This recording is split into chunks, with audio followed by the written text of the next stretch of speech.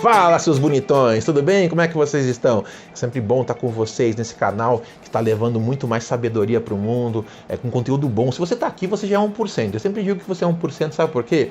Porque, gente, o conteúdo na internet está muito raso, está muito estupidificado. Você passa o dia inteiro, muita gente passa o dia inteiro vendo conteúdo aí na qualidade do Big Brother, né? Tá cheio de informações, fica tendo informações que são divertidas, mas para pensar o que elas estão fazendo com o tempo delas. Será que está agregando valor para a vida delas? E, infelizmente, a internet virou um grande ladrão de tempo e ao roubar nosso tempo, rouba nossas vidas. Eu sempre digo que quem mata o tempo não é assassino, mas sim suicida, tá matando seu sonho, seu propósito e aquilo que veio fazer aqui uma vida com sentido. Hoje eu continuo com vocês no tema do REC, Reeducação Emocional Comportamental, que é o método Ikigai aplicado a formar pessoas melhores para assim termos um mundo melhor. Quando a gente fala de comportamento, é muito importante entender, já falamos de emoção e de reeducação, tá aqui os links para você assistir os outros vídeos. Se você ainda não assistiu, é bem importante, essa é uma sequência lógica, tá ok? Mas quando a gente fala de comportamento, é importante entender que existem duas abordagens muito distintas dentro da psicologia, da visão do ser humano. A abordagem psicanalítica de Freud, que particularmente eu não gosto, é uma opinião pessoal, eu não gosto. Eu acho que Freud, ele faz algumas coisas como Viktor Frankl dizia, ele tornou o homem refém da sua própria biologia, das suas próprias pulsões, e o Freud tem uma visão que complica muito. Quando eu vejo os psicanalistas explicando o ser humano, me dá uma canseira, rapaz, me dá uma canseira. É tanta complicação, é tanta patologia. Eu não estou negando que existam, mas eu acho que a visão psicanalítica, de uma forma geral, ela é uma visão muito fatalista, muito voltada para o ser humano como fruto do meio, porque Freud acreditava muito em pulsões. Ou seja, nós nos tornamos aquilo que o meio propiciona a gente. E para tirar isso que está no inconsciente, a gente teria que entrar no nosso inconsciente, fazer um trabalho profundo de revisão, repensar aqueles traumas, aqueles recalques que foram criados pelos nossos pais, por tudo que está em volta da gente, para depois entender quem nós somos. Isso é muito complexo, na minha opinião, no meu ponto de vista. Eu acho que o Freud, ele cria uma visão muito pessimista, e uma das principais avaliações que eu faço quando eu olho a teoria freudiana é: quem foi Freud? E se a técnica fosse tão bacana, tão legal, ele teria vivido uma vida maravilhosa. Ele seria o exemplo daquilo que ele ensinou. E Freud era um cara que brigava com todo mundo, era extremamente narcisista, tinha uma vida difícil, de relacionamentos difíceis. Então a técnica dele não foi útil nem para ele, na minha visão, é claro, é um ponto de vista. Ele não foi um exemplo daquilo que ele falou, ele não praticou o que a gente chama de walk the talk, ser aquilo que se fala. E quando eu vejo os psicanalistas dizendo assim sobre as relações antropofágicas, que o filho quer comer a mãe, quando eu pego assim, ai gente, me dá uma canseira, me dá uma canseira. Então a visão psicanalítica, que é uma visão que norteia muito a sociedade, que criou aquele conceito de que todo mundo é vítima de alguma coisa que foi feita com ele. Todos nós temos uma razão pelo qual não realizamos. Você não fez isso porque teu pai, tua mãe, teu avô fez isso com você. Então a gente acaba tendo uma visão, como o Frankl fala, que nós somos fruto daquilo que fizeram conosco. E Viktor Frankl tem uma visão bem diferente dessa. Ele diz que nós não somos fruto do que fizeram conosco, nós somos fruto daquilo que nós fizemos com aquilo que fizeram conosco. Entendeu a lógica? Nós somos fruto daquilo que nós fizemos com aquilo que fizeram conosco. Então a visão existencialista, ela vai trazer não de Nietzsche, não de Schopenhauer, mas principalmente dessas novas linhas da psicologia, principalmente Rolomei, que é outro cara que fala de existencialismo, e Viktor Frankl, vão falar da recodificação. O poder que o ser humano tem de recodificar suas experiências. Então aqui começa uma visão mais apreciativa do ser humano, no qual nós não somos fruto só das nossas pulsões, dos nossos recalques, nós somos fruto das nossas escolhas. A palavra escolha é muito importante na psicologia existencialista, principalmente, nas linhas existencialistas, porque ela traz uma ideia de que nós podemos escolher, coisa que a visão freudiana nega. Então começa por aqui, pelo princípio da escolha, que vai trazer as linhas do Rolomei, do Viktor Frankl para esse olhar. Mas ainda há uma outra abordagem chamada humanista, com Carl Rogers e outros caras bem bacanas, Aaron Beck, Albert Ellis, que eu gosto bastante, que vão trazer a ideia de que o foco é no comportamento. Aí nós temos três linhas na psicologia bem distintas para você entender. Temos a psicanálise, que tem aquele olhar no inconsciente, no subconsciente, no eu profundo, lá do recalque. Nós temos a psicologia humanista, que vai olhar muito o ser humano como arquiteto da sua própria mente, que vai dar muito poder ao ser humano no sentido de dizer nós podemos escolher e construir, e o foco é no comportamento. Mas nós temos uma terceira linha chamada behaviorismo, que é o foco no estímulo na resposta. O behaviorismo, ele vai ter um olhar ainda diferente. Ele vai entender que aquilo que nós somos é fruto dos estímulos que recebemos. Se nós queremos ser outra coisa, temos que transformar os estímulos, ou seja, colocar um novo estímulo para ter uma nova resposta.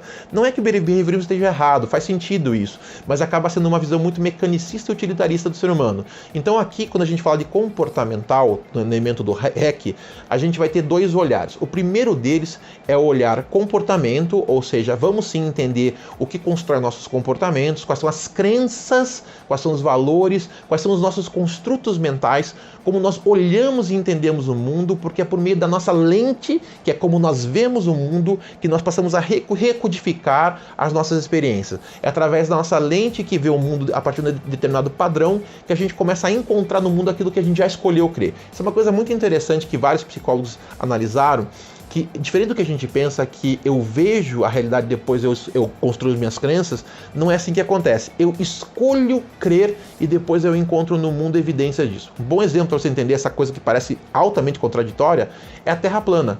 A teoria da Terra plana, no século XXI, com todas as informações que nós temos, que tem tanta gente adepta, é por isso.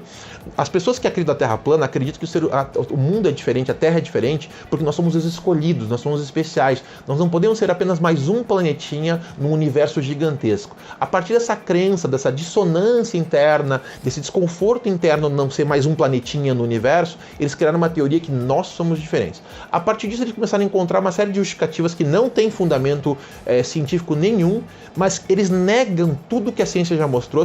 Mas se você olhar para o horizonte é plano. Coisas tão óbvias e básicas como essa, e fundamentam toda a sua teoria com base nisso. Então o que acontece? As pessoas que são adeptas da Terra plana, não é que elas são estúpidas não, gente, como a maioria das pessoas pensa, elas simplesmente não conseguem lidar com o fato de sermos apenas um pontinho azul, como diria Carl Sagan, nesse enorme universo. Então elas precisam acreditar que são únicas, que Deus criou esse universo, é só o planeta pra gente. Então essa contradição religiosa que está na origem da base da questão da Terra plana. A partir disso, eu preciso criar uma crença que prove que eu sou especial e único. Então o que acontece é que nós buscamos as teorias no mundo a partir das nossas necessidades psicológicas. E aí passamos a encontrar no mundo evidências das nossas crenças e começamos a ter comportamentos que reforçam esse processo, chegando a resultados. Então quando eu falo de comportamentos, tem duas dimensões que são bem importantes. Uma delas é, meu comportamento é fruto das minhas crenças, que estão profundamente alinhadas com os meus valores, com aquilo que eu resolvo crer. Então eu começo a crer, acreditar, por exemplo, que eu sou gordo, eu sou gordo. Você começa a perceber que você se lascou o dia que você fala, nós os gordos, eu passei por isso, eu era atleta, extremamente magro e bem treinado, com um físico bonito, e por causa de um acidente eu engordei. Eu comecei a perceber que um dia eu tirei sarro, porque nós os gordos, me lasquei, né? A partir de agora eu criei uma identidade de gordo. E foi naquele momento que eu disse chega e me trabalhei. E hoje estou de novo com o físico de atleta, o que é fantástico. Então as nossas crenças fundamentam os nossos comportamentos.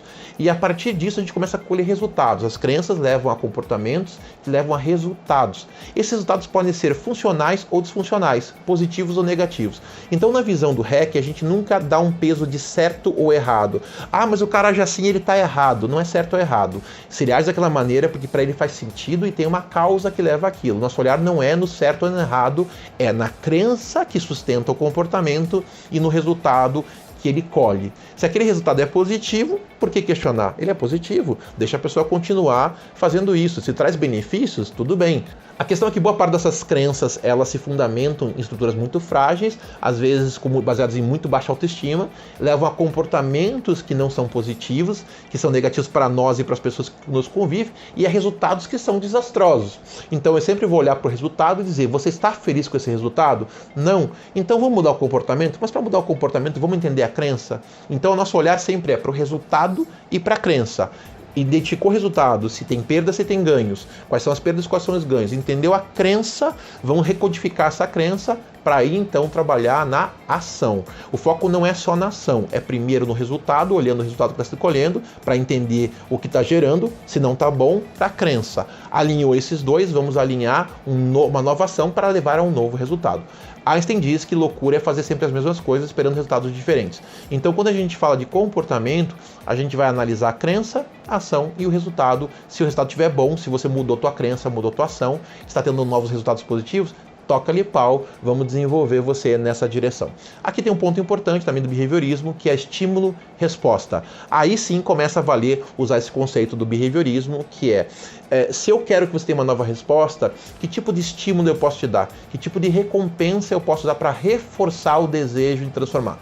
Por exemplo, Eu estou numa fase de muitos exercícios, estou fazendo um jejum intermitente, só estou comendo proteína à noite, então para mim isso poderia parecer um sacrifício. Que tipo de recompensa eu me dou? Final de semana eu como um doce, eu vou na sorveteria com a minha esposa, me permito essa recompensa. Se eu cumprir todos os meus protocolos da semana, eu me permito uma recompensa. Diariamente eu me recompenso emocionalmente, como? Olhando no espelho e dizendo, pô, abdômen de tanquinho, tá aparecendo até que enfim, que legal. Eu promovo para mim recompensas emocionais para as escolhas que eu tomei. E a partir disso, não tem sido nenhum sacrifício fazer exercício, nem dieta, nem jejum. Porque aí vem a questão. Como já diria Fritz Perls, criador da terapia Gestalt, as coisas não mudam quando você precisa e sim quando você prefere. A grande sacada para transformar pessoas e vidas é deixar de precisar e começar a preferir. Ah, eu preciso fazer exercício, eu preciso fazer dieta, eu preciso cuidar dos meus filhos. Não vai fazer. Porque quem precisa não prefere. Nosso trabalho é ajudar as pessoas a preferirem e gostarem das escolhas que fazem para colherem novos resultados. Gostou do vídeo? Bacana, né? Muito legal o REC. Então se aproxima da gente, venha ser um agente dessa transformação, venha para o mundo REC. Eu tenho certeza que a sua vida vai mudar, a vida das pessoas em volta de você vai mudar, você vai desenvolver uma nova perspectiva profissional para a sua vida e com isso ajudar a Ikigai Brasil e a você nessa grande missão, que é construir um mundo melhor por meio de pessoas melhores. Deixa teu like, deixa teu comentário, compartilha esse vídeo e vamos junto até o nosso próximo encontro no mundo do autoconhecimento.